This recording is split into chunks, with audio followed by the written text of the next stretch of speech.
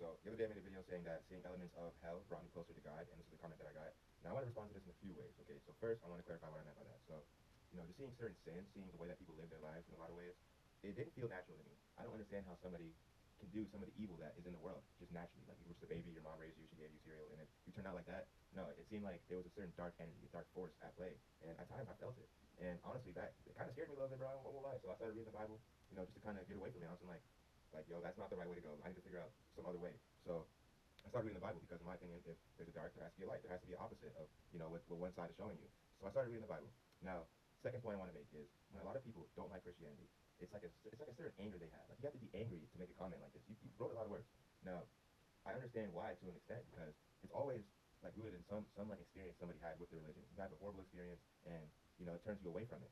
Now the way I respond to that is by saying, if somebody gave you a cooking book, right? They gave you a cooking book and you just don't listen to any of the instructions that it has for you and the food is terrible. Are you gonna blame the book or are you gonna blame the person that was cooking?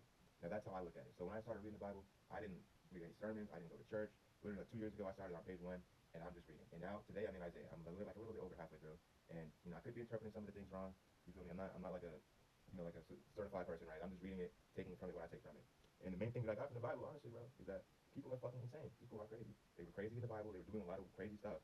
And today it's no different. So I believe that God allows these crazy things to happen on the planet because He gave people free will. I mean, think about it. God put us here. He gave us free will. And in 20,000 years, we've developed bombs that could destroy and blow up the entire planet. I mean, bro, what else do I need to say? I can go on and on. And the Bible was the same way. So the only way that God could not allow evil is to not allow free will. It's to not allow you to make this comment. You feel me? So that's the response that I have for that. Now, the way that I sort of like cope with this, cope with all the evil in the world, is I kind of look at it like, this earth is controlled by the devil in a lot of ways. The governments, the media, these wars that are going on, they feel very demonic to me. But I believe that God He made heaven for us, and this life is just a blink of an eye. And eternal life is really like the main game. Like this shit right now is just a pre-game lobby, bro. It's like Fortnite for them 20 seconds before the game starts, and then that's the real game. So this stuff is not even important.